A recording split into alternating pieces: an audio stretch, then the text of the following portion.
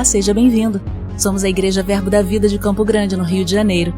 E você ouvirá agora uma mensagem da Palavra de Deus. Desde que ela transforme a sua vida.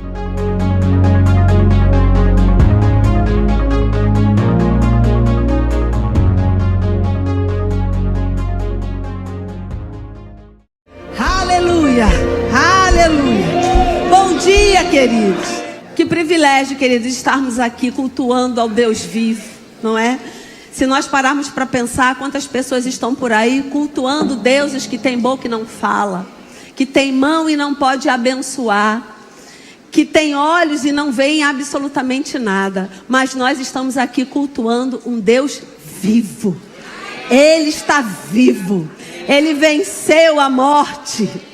O poder que está em Deus, o poder do Espírito, penetrou o lugar dos mortos e arrancou Jesus dos grilhões da morte. E hoje ele está sentado à destra de Deus vivo, em forma de homem. Sabe, queridos, eu não sei se você já parou para pensar, mas João vai dizer que o Verbo se fez carne e habitou entre nós. E ele veio em forma humana. E sabe que nunca mais o Verbo que se fez carne voltará a ser Verbo? Não, ele está sentado à destra de Deus como homem. Um corpo glorificado, mas na figura humana. E por que ele fez isso? Porque ele abriu mão da sua glória. Porque ele abriu mão de ser o Verbo e se fez carne por amor a você, por amor a mim, por amor à sua igreja. Amém, queridos? Quanta coisa temos para agradecer a Jesus, não é? A gente poderia ficar aqui dias e dias e dias só levantando o Senhor, exaltando os seus atributos. E ainda assim, não conseguiríamos falar tudo. Porque os atributos de Deus são infinitos, assim como Ele é infinito. Jesus, os atributos de Jesus também são atributos infinitos. Mas o tempo que estamos aqui, o tempo que nos resta essa manhã, vamos exaltá-lo, amém? Oh glória! Estamos falando esse mês sobre Jesus para as nações. Sabe, queridos, e quando nós olhamos para a Bíblia, nós entendemos que a Bíblia é um tratado de Deus com o homem, com a humanidade, com a sua criação. E o ponto central, o ponto-chave desse tratado é Jesus. É o ministério de Jesus, é a redenção da humanidade através dele. Esse é o ponto central da Bíblia. E quando nós olhamos para a Bíblia, nós entendemos que é o único livro que vai poder refletir, retratar, revelar o caráter de Deus. Aquilo que Deus tem de mais íntimo está retratado e revelado na sua palavra. Porque Jesus, a expressão exata de Deus, como está lá em Hebreus, como Juliane falou na quinta-feira, não é? Jesus veio dar face a Deus. Certa vez, lá em Êxodo, no capítulo 33, salvo engano, Moisés pede para ver a glória de Deus.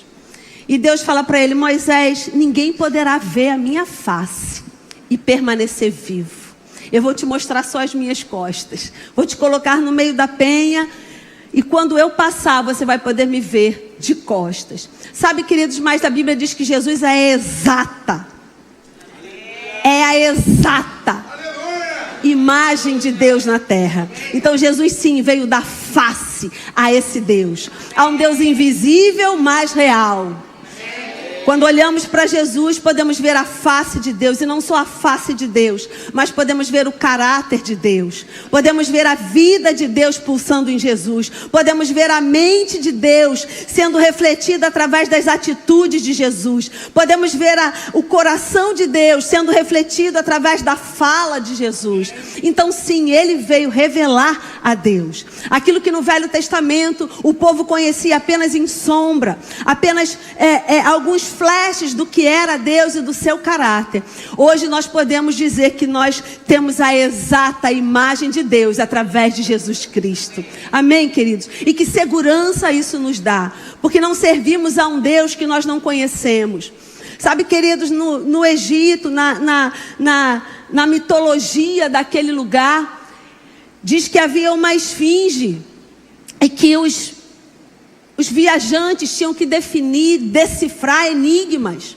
E aqueles que não decifravam os enigmas eram mortos. Sabe, queridos, você não precisa decifrar os enigmas de Deus, porque está escrito. Ele já se expressou, Ele já se revelou através de Jesus. Então Ele não é um Deus de mistério, Ele é um Deus de revelação. Tudo que nós precisamos saber acerca de Deus e do seu caráter, nós podemos entender através de Jesus. Aquele que nasceu de Deus, nasceu das entranhas de Deus, a sua palavra que se fez carne. João vai dizer no capítulo 1, salvo engano no versículo 18, que ninguém conheceu a Deus, mas o Deus, o unigênito do Pai, o revelou. Não só a nós, mas também está se revelando às nações. Amém, queridos? Porque Ele é o desejado das nações. Quero que você abra sua Bíblia, por gentileza, lá em Salmos. Glória a Deus. Você está pronto para derramar todo o seu ser, todo o seu coração hoje diante do Pai, para exaltar ao Filho, exaltar a Jesus, exaltar o ungido, o Messias, o prometido, exaltar a unção que está no nome de Jesus. Se abriu aí Salmos, por gentileza, Salmo 2, bem no comecinho aí da sua Bíblia, bem no começo do livro de Salmos. Salmos no capítulo 2. Eu quero ler com você uma parte desse capítulo. Salmo capítulo 2, a partir do versículo 7. Você achou? Amém. Posso ler? Amém. Diz o seguinte: você está animado essa manhã? Amém. Oh, glória! Apesar de ser manhã, a gente tem que estar animado, porque a gente veio cultuar ao Deus vivo. E se Ele está vivo, querido, Ele está pulsando. Se Ele está vivo, Ele está se manifestando hoje, agora, na sua vida, através da pessoa do Espírito Santo. Se Ele está vivo, Ele não está estático, Ele é um Deus dinâmico. Amém? Salmo no capítulo 2, no versículo 7, diz o seguinte: proclamarei o decreto. O salmista está dizendo que há um decreto, e esse decreto será proclamado, ele será anunciado, ele será manifesto. Proclamarei o decreto do Senhor. Ele me disse: tu és meu filho, eu hoje te gerei. Pede-me e eu te darei as nações por herança, e as extremidades da terra por tua possessão. Com vara de ferro as regerá e as despedaçará como um vaso de olheiro. Sabe, queridos, esse salmo é um salmo messiânico, falando sobre Jesus. E a Bíblia diz que Deus fala para Jesus: você é meu filho e eu hoje te gerei. E porque você é meu filho, você tem o direito de me pedir as nações. Pede e eu te darei as nações como herança. Sabe, queridos, que Jesus pediu? Ele usou dos seus direitos e Ele pediu as nações por herança. É bem interessante, porque quando o salmista fala sobre isso, Jesus ainda não tinha vindo.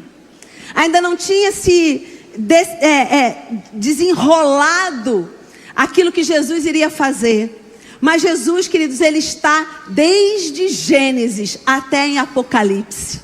A Bíblia é sobre Ele, é sobre esse tratado que Deus fez com a humanidade, aonde Jesus é o principal, Ele é o central, Ele é o centro de toda a doutrina. Amém, queridos?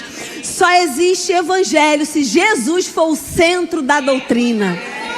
Porque todo evangelho que não fala sobre Jesus, o apóstolo Paulo vai dizer, né, é outro evangelho. Quando na verdade não é evangelho, porque evangelho só existe um. Aquele que celebra o Cristo, o Messias prometido. Aquele que foi prometido no Velho Testamento, anunciando que viria. Aquele que no Novo Testamento chegou. Ele chegou. E aquele que no final do Novo Testamento diz: ei, ele vai voltar. Amém, queridos? É tudo sobre Ele. Não tem como a gente se movimentar na Bíblia se não reconhecer que Jesus está nela. Não tem como a gente se movimentar em Deus para se achegar a Deus se a gente não entender que é através dEle.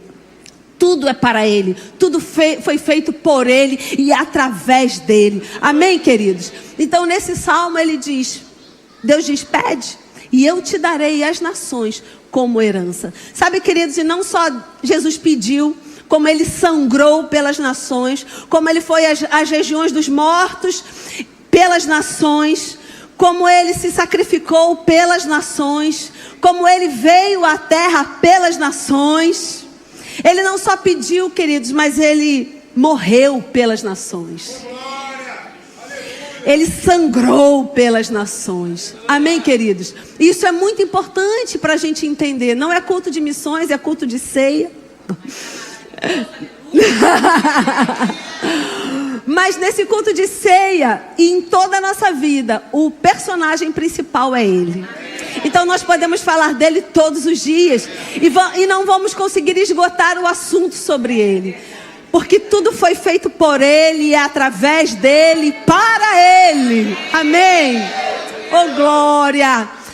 E eu quero pedir para você abrir a sua Bíblia também, numa outra passagem que nós vamos trabalhar essa noite, essa manhã, que está lá em Isaías, e é só você virar aí algumas páginas a partir do livro de Salmos. Isaías no capítulo 9.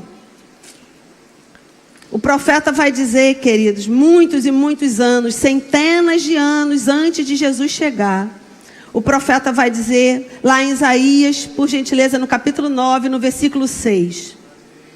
Ele vai dizer: porque um menino nos nasceu, um filho se nos deu, o governo está sobre os seus ombros.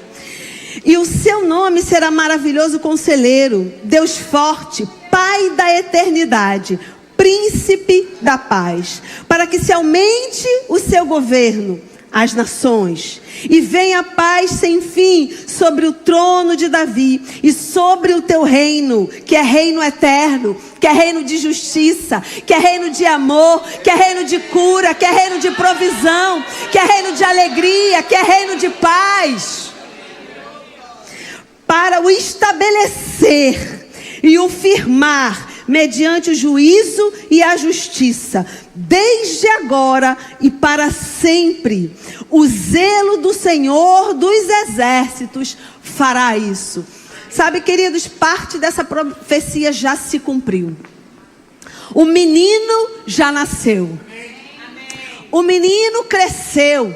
O menino morreu e comprou para Deus povos, línguas, nações. É o que está lá em Apocalipse. Apocalipse diz: ele comprou, ele pediu, ele reivindicou e ele pagou o preço para povos, línguas, nações usufruírem do seu reino, que é reino de justiça, que é reino de equidade, que é reino estabelecido para sempre. Aleluia! Essa parte ainda não se cumpriu aqui na terra. Já se cumpriu no reino do Espírito. Ele já é o rei no reino do Espírito. Ele já está assentado à destra de Deus, ao lugar da majestade no reino do Espírito. Mas ainda não se manifestou nessa terra. Ei, mas falta pouco. Aleluia! Falta pouco para ele se manifestar. Falta pouco para a trombeta tocar. Falta pouco para a igreja descer com Ele. Falta pouco para reinarmos com Ele aqui na Nova Jerusalém eternamente. Pede-me e eu te darei as nações. Aleluia. Sabe, queridos, João escreve no seu evangelho. João era judeu, criado nos costumes judaicos.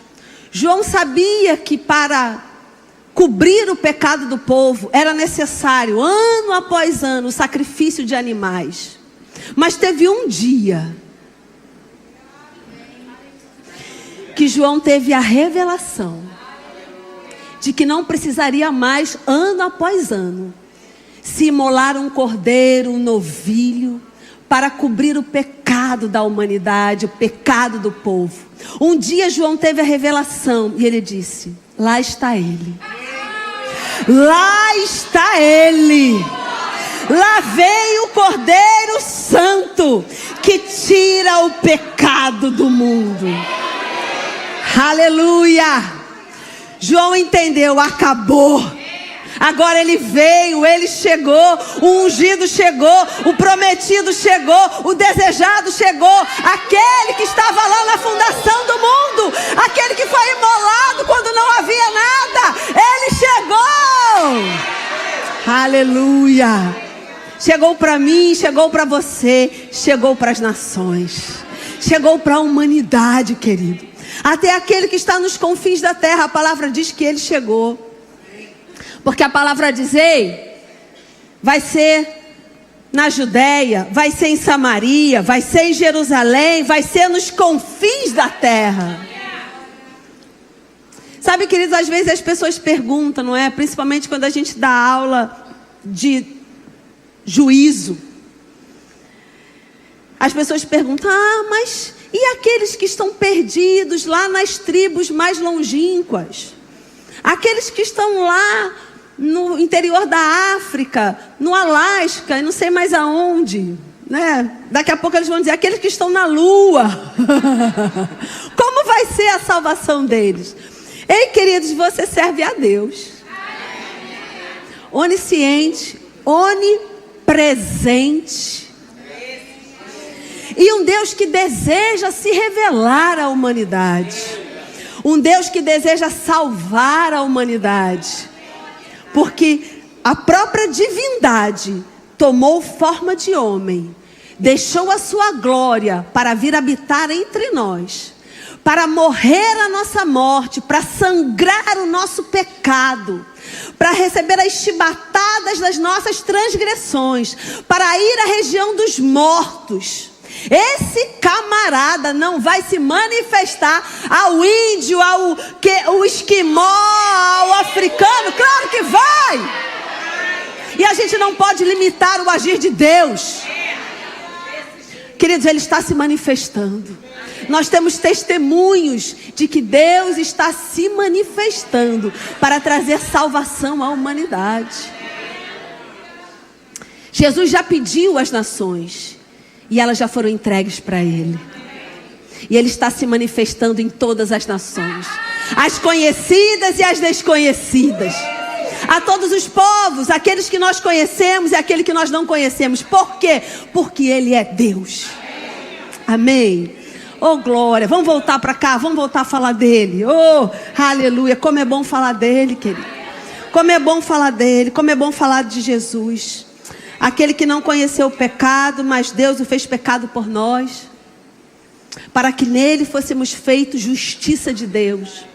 Não só a nós, mas todo aquele que receber Jesus como Salvador e reconhecê-lo e desejá-lo como Senhor. A todo esse, aquele que está longe e aquele que está perto, ao interesse da parte de Deus, que a sua criação seja resgatada. Ao interesse da parte de Deus, que a sua criação não seja enganada. Sabe, queridos, quando nós entendemos isso, fica tão mais fácil compreender o coração de Deus acerca da humanidade. Você que é pai, você que é mãe, pensa se você não daria a sua vida para salvar o seu filho se ele estivesse no lugar de morte. É claro que daria, só que eu e você somos humanos. Agora Deus é Deus. Se nós que somos humanos e limitados, daríamos a nossa vida para salvar o nosso filho, quanto mais Deus, que é amor, que ama a humanidade porque foi a criação sua, a coroa da criação. Sabe, queridos, eu fico pensando em tudo que Deus criou, e eu amo o pôr do sol, eu amo planta, eu amo a diversidade de cores, de aroma, de formato. Tudo isso revela o caráter do Criador. Agora, tudo isso foi criado pela palavra. Agora, quando Ele criou você, a humanidade, o Adão, Ele criou de outra forma. Ele manipulou. Ele colocou as suas mãos. Ele não criou de longe, haja. Não, Ele manipulou. Ele colocou a sua mão ali. Eu não sei se você já teve oportunidade de fazer pizza, de fazer massa na sua casa. Quando você coloca a mão ali, a quintura da sua mão passa para a massa. E o ponto da massa é dado através de quantas vezes você amassou aquela massa. Quantas vezes a tua mão tocou nela e liberou calor para fermentar aquela massa. Ei, Deus manuseou você. Ele manuseou a argila. Ele fez a argila. Ele colocou as mãos dele quente, poderosa, naquele barro. E ele fez você. Você não foi feito do haja. Você foi feito do façamos. Vamos fazer o boneco. Vamos soprar o fôlego nele. Vai sair das minhas entranhas. Oh, glória. Aleluia. Oh, aleluia. Estou com vontade de correr. Oh, meu Pai, como o Senhor é bom, querido, como o Senhor é bom. E deixa eu dizer algo para você na bondade do Senhor. A Bíblia diz que essa leve e momentânea tribulação vai trazer para você eterno peso de glória. Então não foca nas dificuldades, não foca nos desafios que a vida traz. Não foca nas artimanhas do diabo. Foca em Jesus. No Deus Todo-Poderoso. Naquele que nele está todo poder. Foca nele. Amém? Oh, glória. Abra sua Bíblia comigo, por gentileza. Lá em Colossenses. Glória a Deus. Aleluia. Lá em Colossenses, por gentileza. Quero ler alguns versículos com você essa noite. E depois a gente vai exaltar o nome do Senhor. Oh, Ele é vivo. Ele está vivo. Ele está vivo. Colossenses, por gentileza, no capítulo 1.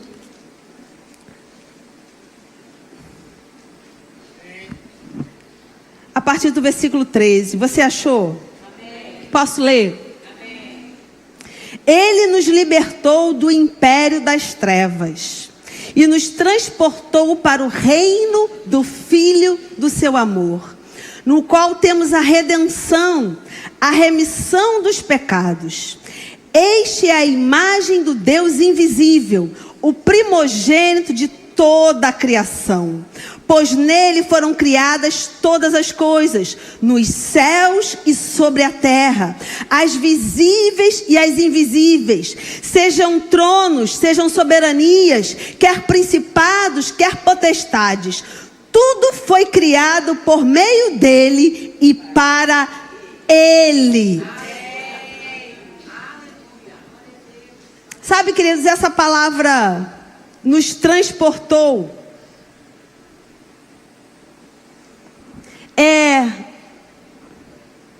Nós estávamos nesse lugar, no império das trevas, sendo regido pelas leis de Satanás, pelas leis que regem o império das trevas. Era esse o lugar que nós estávamos. Mas a Bíblia diz que Ele nos transportou desse lugar.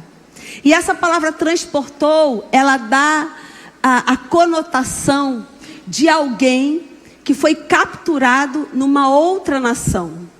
Como agora foi feito um acordo para libertar o jornalista americano que estava preso lá na Rússia. Ele foi capturado, ele estava cativo naquela nação e foi feito um acordo. E ele foi transportado daquela nação que não era a nação dele. Ele foi transportado para a sua nação de origem. Ele nos transportou desse império de trevas, uma nação que não era a nossa nação de origem. Ele nos tirou dessa nação e nos colocou na nação certa. A nação onde a humanidade tem que estar. a nação do reino do Deus Todo-Poderoso. Ele já fez isso, Ele nos transportou para esse lugar, e é nesse lugar que nós estamos. E quando aquele jornalista chegou na nação dele, teve festa, teve comemoração, teve celebração, porque ele voltou para casa. Você está em casa, e quem colocou você nesse lugar foi Ele.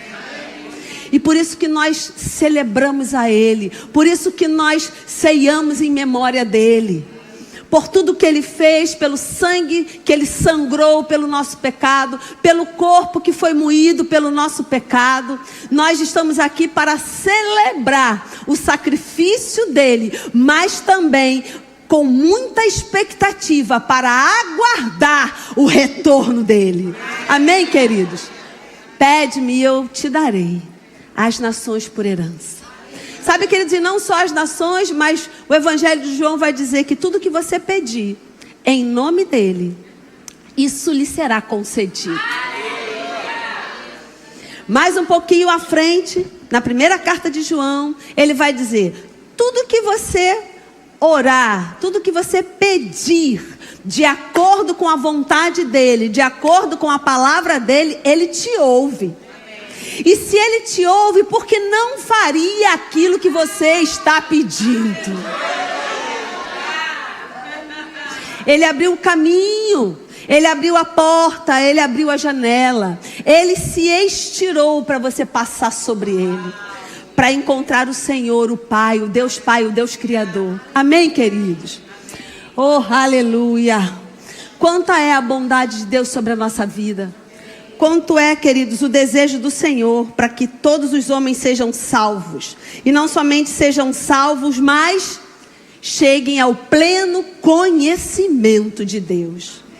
A obra não é pela metade, a obra não é só para você conhecer Jesus, a obra não é só sobre você conhecer o caráter de Deus através de Jesus, mas a obra é também, queridos, para que você possa conhecer quem você é nessa relação, o que você tem nessa relação e o que você pode fazer nessa relação de pai e filho. Conhecer o caráter de Deus, mas também o coração de Deus, conhecer a alma de Deus, conhecer os planos que Deus tem para a sua vida, que a Bíblia diz que são planos de paz e não de mal, para te dar um futuro que você desejar, para te dar algo bom para hoje, para amanhã e para depois de amanhã, porque os poderes do mundo vindouro estão disponíveis hoje para a nossa vida. Nós podemos usufruir hoje daquilo que está prometido para a eternidade.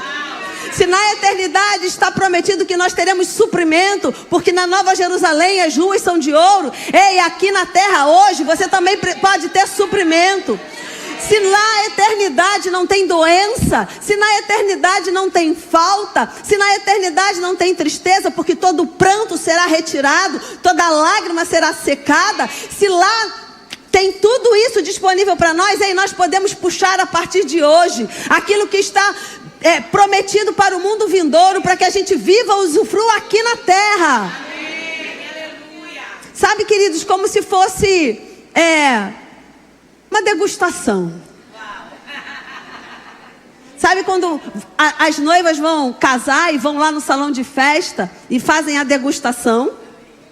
Elas vão lá enquanto um casamento está acontecendo, para que ela possa ver como vai funcionar o salão, como funciona a decoração. E aí depois que ela olha aquilo tudo, levam para um lugar reservado. E tudo que está sendo servido naquele casamento, a noiva que ainda não casou pode experimentar. Pode comer daquela comida. Foi antecipado a ela o que vai acontecer no casamento.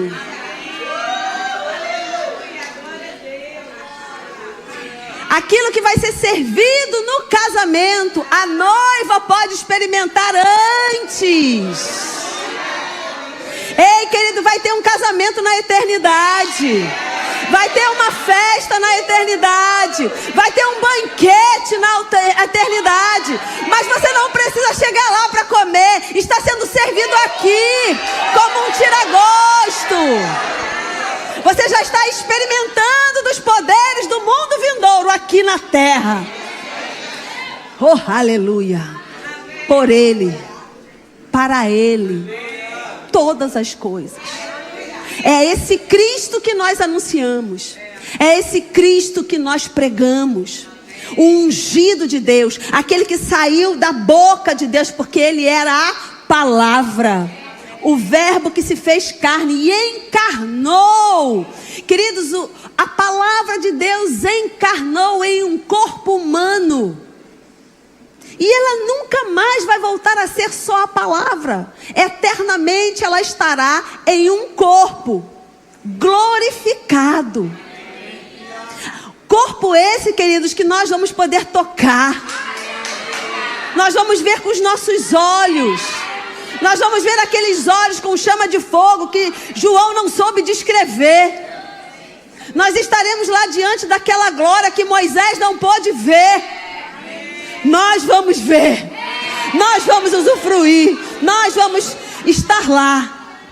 Mas, queridos, essa glória, o apóstolo Paulo diz... Não o apóstolo Paulo, o escritor aos Hebreus. Corta isso. Ele disse: ei, você pode se achegar a esse trono de graça, a esse trono onde a glória manifesta. Você pode se achegar, e você pode se achegar de uma forma ousada, sem medo, sem culpa, sem vergonha, sem condenação. Você pode se achegar ousadamente, porque você vai receber aquilo que você precisa naquele lugar. Ei, não vai haver uma retrucação do seu comportamento. Ei, eu sei o que você fez no verão passado. Não, amado, é ousadamente. E sabe por que nós podemos ser ousados? Porque quando nós pecamos, quando nós erramos o alvo, nós temos uma rede de proteção chamada arrependimento. E quando nós nos arrependemos, é como se nós nunca tivéssemos pecado. Então por isso nós podemos nos achegar ousadamente diante do trono da graça. Se você está aqui, você está em condenação, eu vou te dizer, Deus não condena ninguém. Esse papo de condenar é outro lado, é o outro lado da força, o lado negro da força. É esse lado negro que condena. Mas sabe que você pode ficar livre dessa condenação hoje? Porque a Bíblia diz, queridos, que se nós nos arrependemos daquilo que nós fizemos que não agrada ao Senhor, naquele momento que houve arrependimento, naquele momento que você reconheceu, naquele momento que você confessou, naquele momento, querido, que você disse, não quero mais que isso faça parte da minha vida. Nesse momento, a Bíblia diz que o perdão de Deus está disponível para você. Queridos, nós não vamos viver pecando porque nós não somos pecadores. Se não somos pecadores, não vivemos na prática do pecado.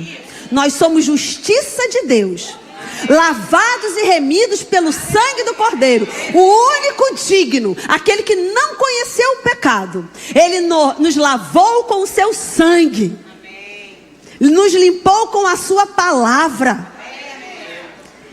Diante dele nós podemos nos arrepender, porque o pecado foi um evento pontual na nossa vida. Nós não vivemos na prática, mas pode acontecer. Agora, quando acontece, tem uma rede de proteção.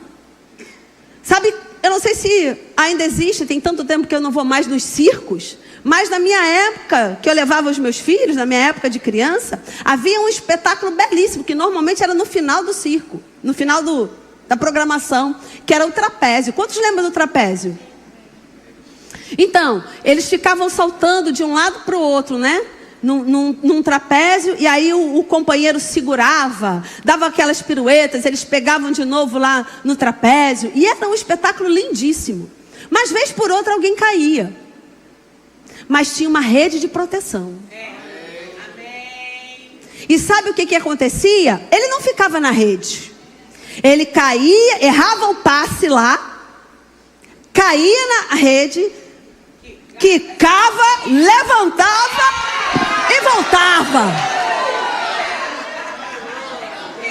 Se você está aqui hoje e houve alguma falha aí no seu caminho, se você errou o alvo em alguma coisa, e se você pecou em alguma área, queridos, é dia de se arrepender. Você caiu na rede, se arrependeu, agora não fica na rede não, levanta e continua, porque Jesus fez isso por você. Amém. Oh, glória. Vamos voltar para cá. Oh, aleluia. Deus é bom, querido. Deus é bom, né? A gente não cansa de dizer que Ele é bom. Por quê? Porque Ele é bom. Não é? Olha só. Jesus para as nações. Abre comigo, por gentileza, lá em Isaías. Ele pediu, não pediu? Ele pediu. E Deus deu a ele. E agora não é mais através dele. É através de nós. Amém? É através de mim e de você. Por que nós estamos falando sobre isso? Porque nós estamos num domingo de ceia. E queridos, eu e você precisamos fazer valer a pena. Você entende? Precisamos fazer valer a pena. Não é culto de missões. Talvez se fosse culto de missões você nem viria. Olha aí, pega ele, Jeová. Mas foi bom que a gente fez ceia, você veio. E a gente está falando de missões. Ei, queridos, agora falando sério. Não, eu estou falando sério. Mas a gente precisa fazer valer a pena. Amém? Ele pediu, ele reivindicou. Ele não só reivindicou, ele pagou o preço. Ele pediu e disse: eu pago. Eu vou investir a minha vida por essas nações. Não foi só um pedido. Ele pagou, ele sofreu, ele sangrou. E a ele foi dado. Só que o ministério terreno já acabou. E quando acabou o ministério terreno, ele disse: vocês, a minha igreja, vão continuar com essa missão. Em Samaria, Jerusalém, Campo Grande, Bangu, Realengo, até os confins da terra. Amém. Você abriu aí Isaías? Isaías, por gentileza. Capítulo 22. Isaías, 45, versículo 22. Diz o seguinte: olhai para mim e sede salvos, vós, todos os limites da terra, porque eu sou Deus e não há outro. Por mim mesmo tenho jurado, da minha boca saiu o que é justo, e a minha palavra não tornará atrás. Diante de mim se dobrará todo joelho, e jurará toda língua. De mim se dirá: tão somente no Senhor há justiça e força. Até ele virão e serão envergonhados todos os que se irritarem contra ele. Mas no Senhor será justificada toda a descendência de Israel, e nele se gloriará. Toda língua virá a mim, todo povo virá a mim, toda nação virá a mim, e se ajoelhará e confessará. Sabe, queridos, Filipenses fala sobre isso. Sobre um dia aonde todo joelho se dobrará, aonde toda língua confessará. Esse dia ainda não aconteceu, mas vai acontecer. Todas as nações reconhecerão que só Jesus é o Rei, que só há salvação nele, que só há purificação nele. Pessoas estão fazendo tantas coisas, flagelos humanos, para se purificar. Mas, queridos, ele já se flagelou em nosso lugar. Pessoas estão se chicoteando para se purificar, mas ele já foi chicoteado para nos purificar. Pessoas estão se cortando e sangrando para se purificar, mas ele já foi cortado, já sangrou para nos purificar. Então, queridos, é um luxo ser crente. É um luxo servir a Jesus. É um privilégio exaltar o nome dele, reconhecê-lo como Senhor e Salvador. Nós não fazemos isso, queridos, porque ele precisa. Não, nós fazemos isso porque nós precisamos. E exaltar Jesus, trazer Jesus sempre na nossa memória, no nosso coração, no nosso dia a dia. Lembrar, queridos, da importância que Ele tem na nossa vida. Porque deixa eu falar algo para você. A religião, ela às vezes nos consome. A religião é o homem tentando se religar de volta a Deus. Aquilo que o homem pode fazer para se religar a Deus. Porque o homem entende que ele saiu de Deus. E ele quer fazer coisas para voltar a Deus. A isso se chama religião. Aquilo que o homem quer fazer para se religar de volta ao seu Criador. Mas Jesus não é uma religião. Jesus é o Salvador. E nós não precisamos, por assim dizer, nos mutilar para chegar a Ele purificado. Ele já se mutilou para que nós nos achegássemos a Ele confiadamente. Às vezes, querido, nós estamos na igreja. Jesus é o nosso Senhor, Jesus é o nosso Salvador. Você já fez essa confissão e creu com todo o seu coração. Mas sabe que às vezes nós estamos como aqueles jovens no caminho de Emaús? Eles andaram com Jesus. Talvez nós estamos com a Bíblia debaixo do braço e estamos dizendo: ei, eu ando com Jesus. Eu ando com Jesus. Eles andaram com Jesus, mas eles não tinham a revelação de que aquele que estava ao lado deles era o Cristo, era o Messias, era o Salvador, era a fonte de poder, era a fonte de redenção, era a fonte de glória, de graça, de saúde, de alegria, de vida. Eles acharam que era só mais um homem e estavam andando com ele.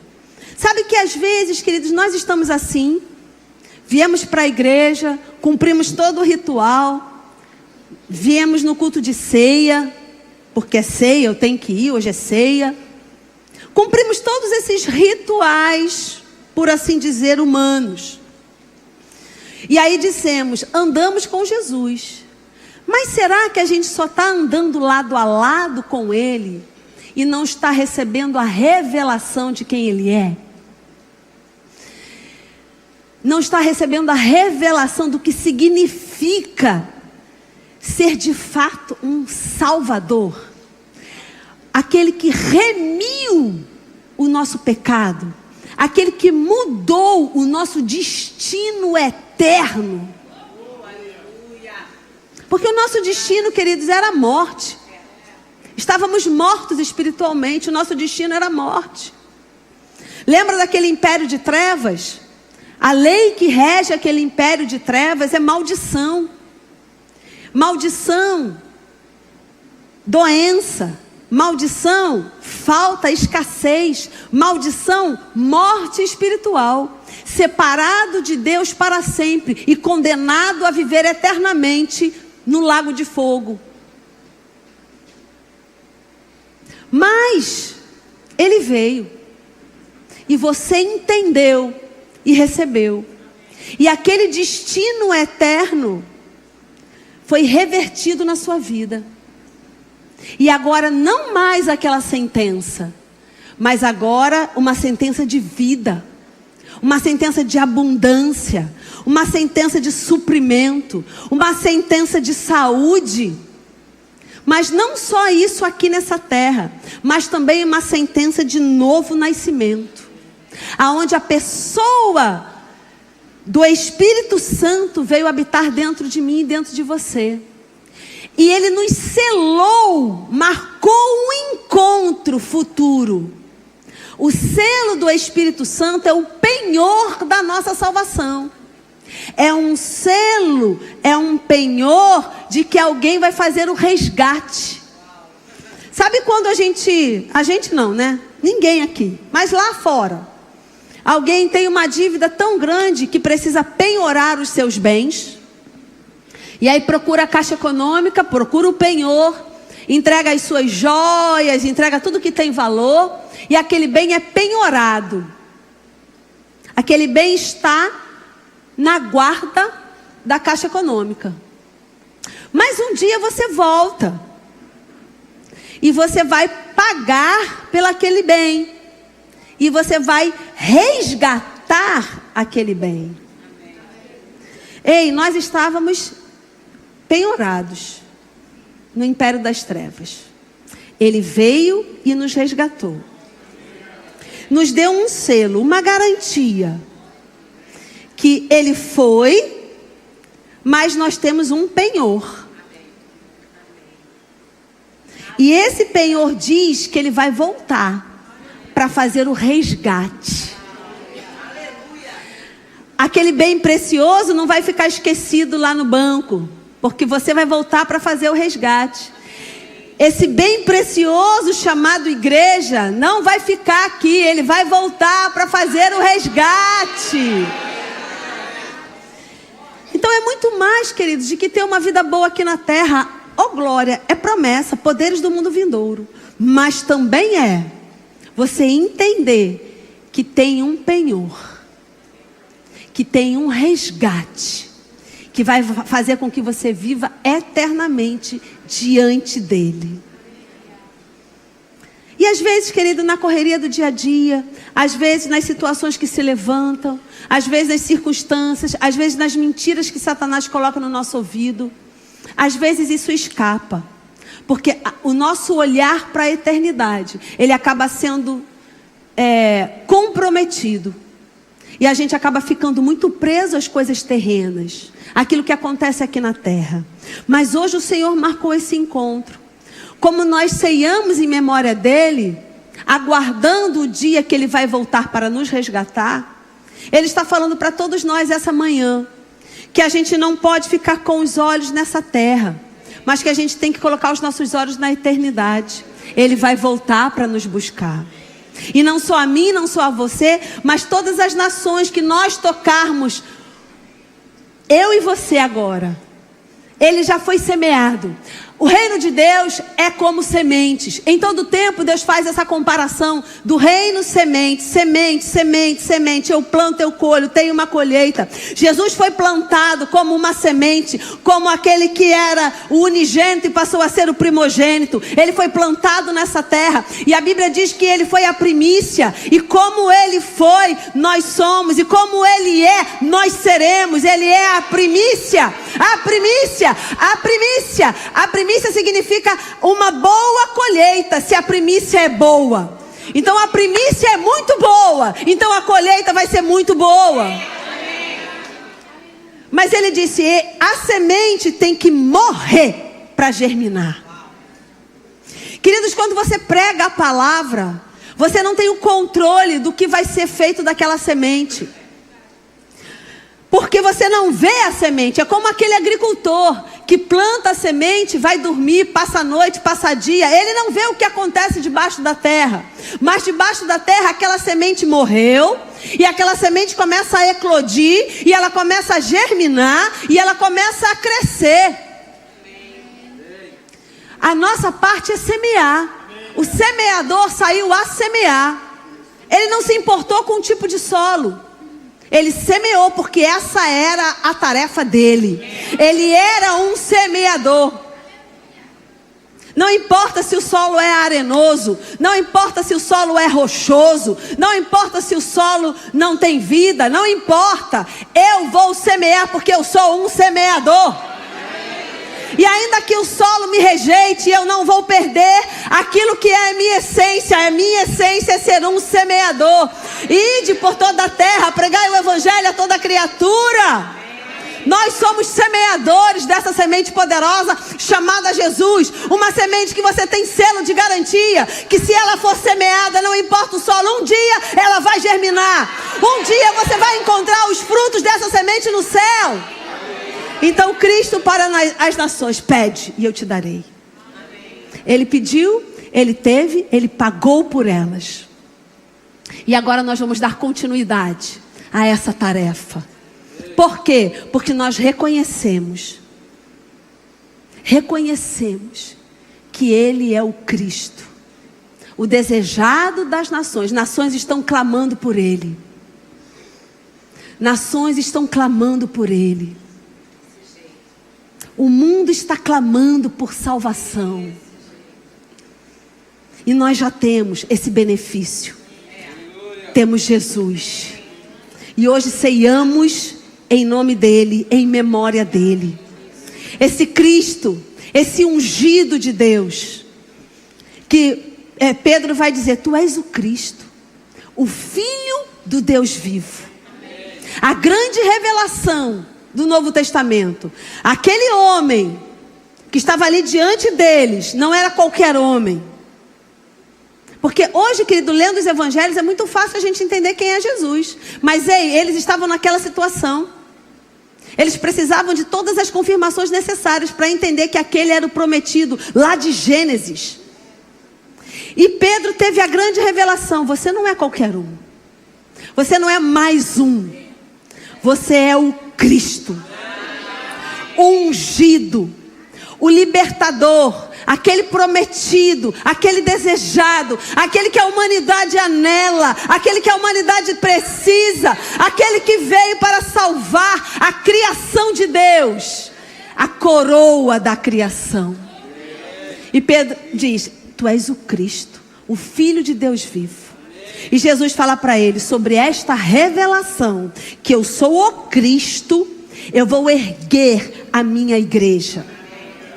E depois, querido, o apóstolo Paulo vai dizer que ele era a pedra viva, a pedra inicial de uma grande construção, a pedra matriz que dá toda a direção da construção, a pedra principal, a pedra de esquina, a pedra que a partir dela toda a construção vai ser feita, para não perder o prumo.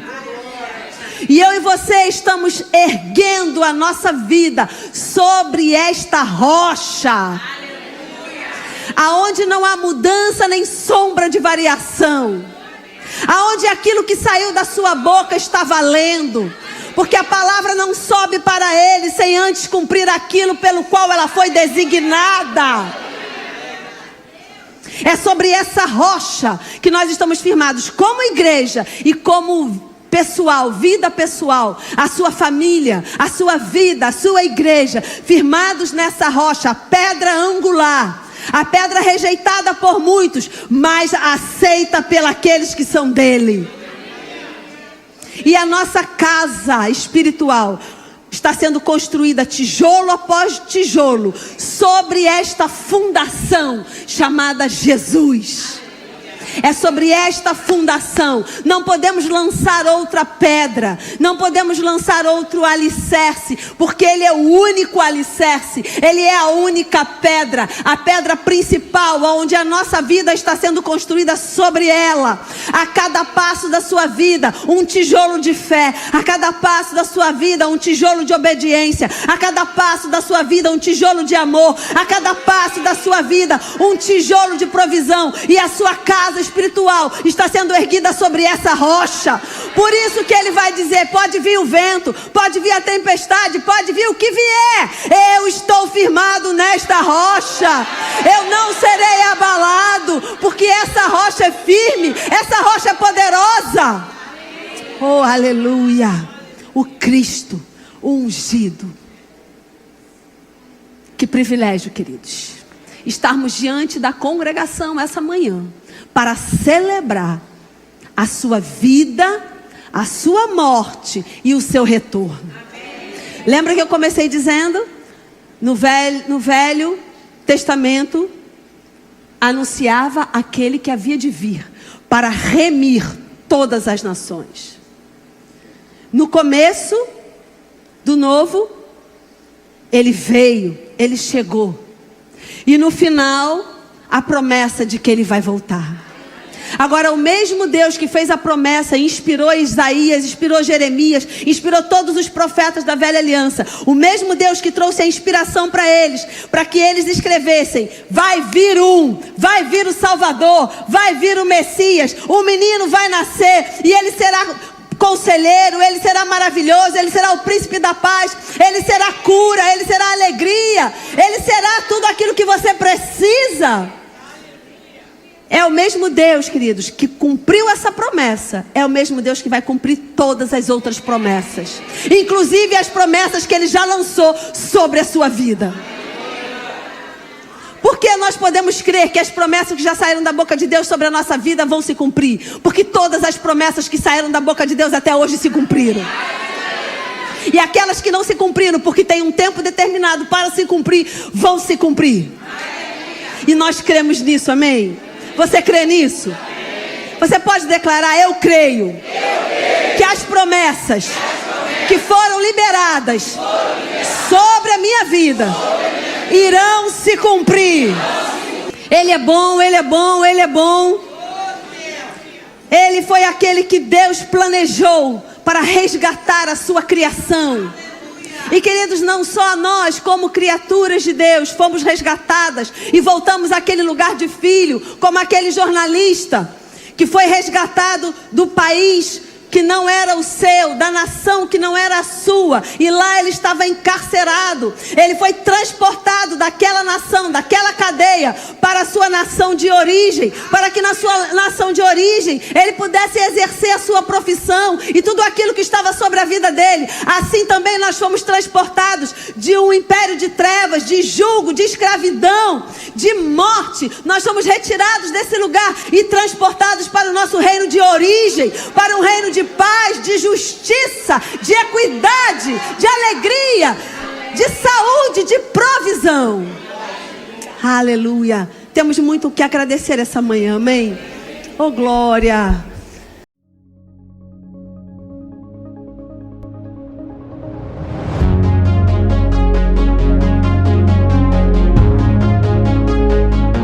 Olá, seja bem-vindo. Somos a Igreja Verbo da Vida de Campo Grande, no Rio de Janeiro. E você ouvirá agora uma mensagem da Palavra de Deus. Desde que ela transforme a sua vida.